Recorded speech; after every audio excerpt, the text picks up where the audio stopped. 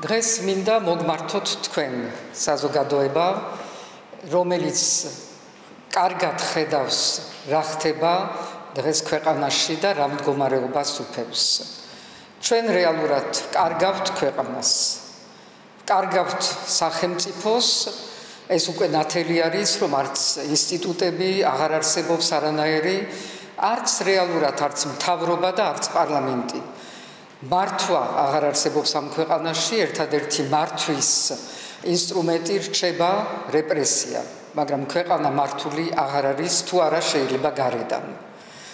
კარგავთ დამოუკიდებლობას, რადგან ჩვენი ქვეყნის ინტერესები არავისგან დაცული არ არის, მიდის რეალურად დემორალიზაცია იმათი, ვინც უნდა იცავდნენ ამ ქვეყნის სუვერენობას და დამოუკიდებლობას, ესე იგი ჯარი ერთის მხრივ, პოლიცია მეორეს მხრივ, ეკონომიკურ ინტერესებს არავინ არ იცავს.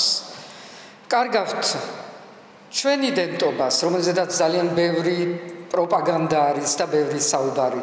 კარგავთ იდენტობას, როცა დაკარგული არის უკვე ქართული ზრდილობა, ქართული წესები, ქართული ღირსება და ოფიციალური საქართველო უკვე მხოლოდ ლანძღვით, ბოღმით და დამუქრებით, მუქრარად ელაპარაკება თავის საზოგადოებას. ეს არის დღევანდელი ჩვენი ქვეყანა, სადაც რეალურად სუფევს კრიმინალური, მაფიოზური წესები, გარიგების, დაშინების, არც ერთი მოქალაქე დაცული აღარ არის, არც ერთი სამართალი არსად არ არის მოსაპოვებელი და ამ ქვეყანაში ვინმეს თუ ჯერა, რომ შეიძლება ჩატარდეს ადგილობრივი არჩევნები, ეს არის დიდი მითი. არ არსებობს არჩევნები. არ არსებობს არჩევნები, არსებობს მხოლოდ და მხოლოდ არჩევნების თემა, რომელიც არის თემა შემოგდებული სწორედ ქართული ოცნების რისთვის? იმისთვის და შედეგიც მიღწეულია იმისთვის, რომ დააპირისპიროს ოპოზიციაში, გახლეჩოს ოპოზიცია, დააპირისპიროს ორი მხარე, მომხრეები და მოწინააღმდეგეები. არ არსებულ არჩევნების, ხო გესმით რა ხდება? ჩვენ ვართ რაღაცა აბსურდულ თეატრში და ყველა თამაშობს თავის როლს იმ დონეზე, რომ ეხლა მიდის ამ ორი მხარეს შორის ლანძღვა, გინება, ბულინგი და ასე შემდეგ. რეალურად მე ვარ დარწმუნებული და ალბათ თქვენც, რომ არ ჩატარდება ეს არჩევნები. ბოლომდე არ მივართ და არ მიიყვანს ბოლომდე ეს ხელისუფლება ამ არჩევნების მითს. მაგრამ მანამდე კი გაიხლიჩა ოპოზიცია, დასუსტდა პროტესტი, იმიტომ რომ არ შეიძლება ერთადერთი ჩვენი ძალა არის ერთობა.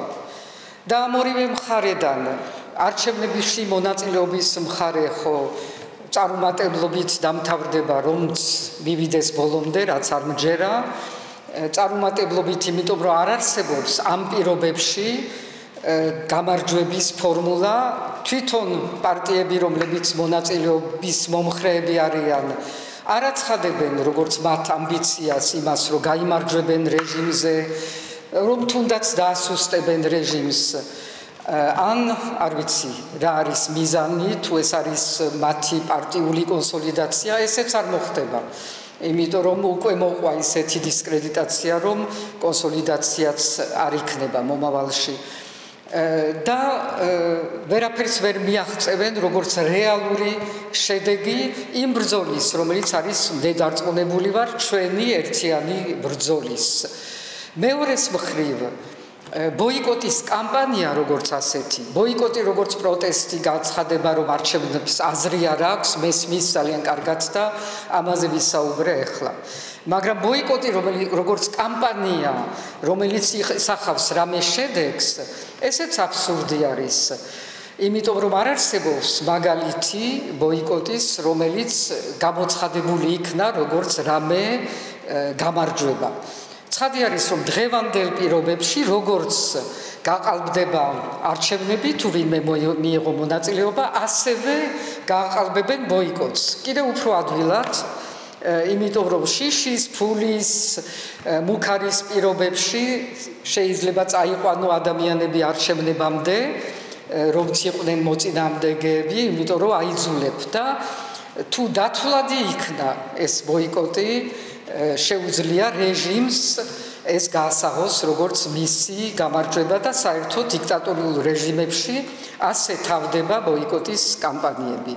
ამიტომ ჩვენ არც არჩევნებში მონაწილეობის კამპანია არ გვაწყობს, არც ბოიკოტის კამპანია, იმიტომ ორივე მხრივ ჯერ ერთი გახლეჩილები ვართ, მეორეს მხრივ იხარჯება ძალიან დიდი ერთის მხრივ ფულადი რესურსები, როგორც აცხადებენ ის პარტიები, რომელიც მონაწილეობას იღებენ და მეორე მხრივ ადამიანი რესურსი, რომელიც უნდა მიდიოდეს პროტესტში და რომელიც დაიხარჯება რაღაცა ბოიკოტის კამპანიაში, რომლის შინაარსის გაგება ცოტა მე მიჭირს და ალბათ თქვენს. ჩვენი გამოსავალი რა არის? რაც იყო გუშინ და რაც რჩება დღეს? ერთიანობა და ყველაფერი ის, რაც ემსახურება პირიქით დაპირისპირებას, გახლეჩვას, უიმედობას, ეს არის ბოლო ბერკეტები, რაც გააჩნია უკვე ჩამოშლილ ნაწილობრივ, უკვე ჩამოშლილ ოცნების რეჟიმს. ჩვენ კი არ უნდა გავუადვილოთ, კი არ უნდა რაღაცა ახალი სისხლი მივაწოდოთ ამ ჩვენი შიდა რაღაც დაპირისპირებებით. ჩვენ პირიქით უნდა გავაძლიეროთ ერთობა, რომელიც არის მათ წინააღმდეგ ყველაზე და ვიტყოდი ერთადერთი ეფექტური ბრძოლის საშუალება. ამიტომ მე მინდა წარმოგიდგინოთ რეალისტური გეგმა, რაც გაგვაჩნია, რომელიც მოითხოვს რომ მოვიდეთ გონს, არავინ არ არის აქ გამარჯვებული და დამარცხებული, ასე არ უნდა დამთავრდეს ეს მონაწილეობას მივიღებთ თუ არ მივიღებთ ჭიდილი, უნდა დამთავრდეს იმით, რომ ყველა გავიგებთ, რომ ეს არ არის ჩვენი თემა. ჩვენი თემა არის როგორ გავაძლიეროთ ის პროტესტი, რომელმაც მოგვიყვანა ყველა ჩვენ ამ დღემდე და როგორ პოლიტიკურმა მხარემ უნდა ეს პროტესტი გააძლიეროს და კი არა ჩართოს რაღაცა თავის დაპირისპირებაში. ამისთვის გეგმა არის საკმაოდ მარტივი, მაგრამ ამავე დროს ძალიან შინაარსიანად უნდა იყოს მერე გატარებული. პირველი ამ გეგმის ნაწილი არის სწორედ აღიარება, რომ არავინ არ გაიმარჯვა, არავინ არ დამარცხდა და ჩვენ არ მივდივართ ამ არჩევნების ფარსში, არ მივიღებთ მონაწილეობას, მაგრამ მივიღებთ ყველანი მონაწილეობას ამ ბრძოლის ბოლო ეტაპში. ეს მოითხოვს პირველ რიგში, რომ პლატფორმა, წინააღმდეგობის პლატფორმა გაძლიერდეს, გაცოცხლდეს, მე ჯერ ვიტყოდი, გაძლიერდეს და გაფართოვდეს. ამაში უნდა შემოვიყვანოთ ყველა ის ფორმატები და ჯგუფები, რომელიც ვიცი, რომ სხვადასხვა კუთხით იკრიბებიან და აქვთ სხვადასხვა მოსაზრებები. ყველა მოსაზრება არის საჭირო და ყველა ჯგუფის წარმომადგენლობა არის აუცილებელი. ეს არის ნამდვილი ერთიანი წინააღმდეგობის პლატფორმა.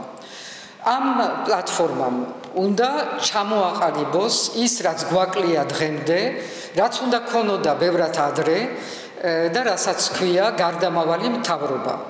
იმიტომ რომ არავის არ უყვარს ვაკუუმი.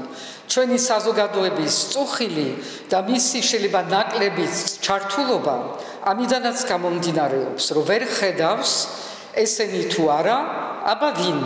ეს არის მუდმივი კითხვა, როცა მოდის ცვლილება რეჟიმის. ამ კითხვაზე ჩვენ ვართ ვალდებული, რომ პასუხი გავცეთ და დავანახოთ საზოგადოებას, ასევე უცხო პარტნიორებს, მაგრამ ეს არ არის მთავარი ჩვენი პრიორიტეტი, დავანახოთ ვინ იქნება ხვალ, როცა ეს დაწყებული ჩამოშლის პროცესი დასრულდება ამ რეჟიმის დასრულებით. და დავანახოთ, რომ ესენი იქნებიან პროფესიონალები და ალბათ არა, მაგრამ ეს ჩვენი ერთად გადასაწყვეტი არის, ნაკლებად პოლიტიკოსები და მეტად ტექნიკური პროფესიონალები. ეს არის მართლაც აუცილებლობა იმისთვის, რომ ჩვენ გავიდეთ ფონს. მესამე რაც გვჭირდება, ეს არის სამოქმედო გეგმა, რასაც ქვია პროგრამა და გვაქვს. ეს არის ქართული ქარტია, რომელსაც ჭირდება განახლება, იმიტომ მისი მიღების მერე რაღაცები შეიცვალა, თუმცა არა არსებითი ნაწილები არ შეცვლილა, მაგრამ დღევანდელი დღის გადამხედვარი უნდა ცოტა შევცვალოთ და გავააქტუალიზოთ და ეს იქნება ჩვენი ერთობლივი სამოქმედო გეგმა, რომელიც უკვე გვაქვს პრაქტიკულად.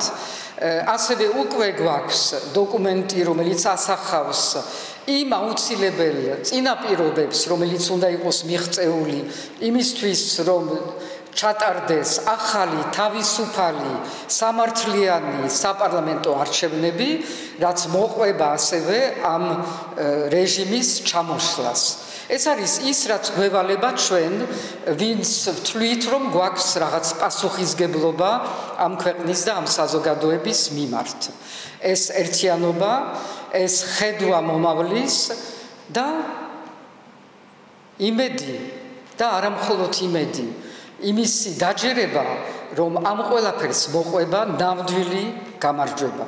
თუ ჩვენ თავზე ავიღებთ, რომ არ გავაგრძელოთ ეს უაზრო დაპირისპირებები, რომელიც ჩვენ გვასუსტებს და იმათ აძლიერებთ. დიდი მადლობა.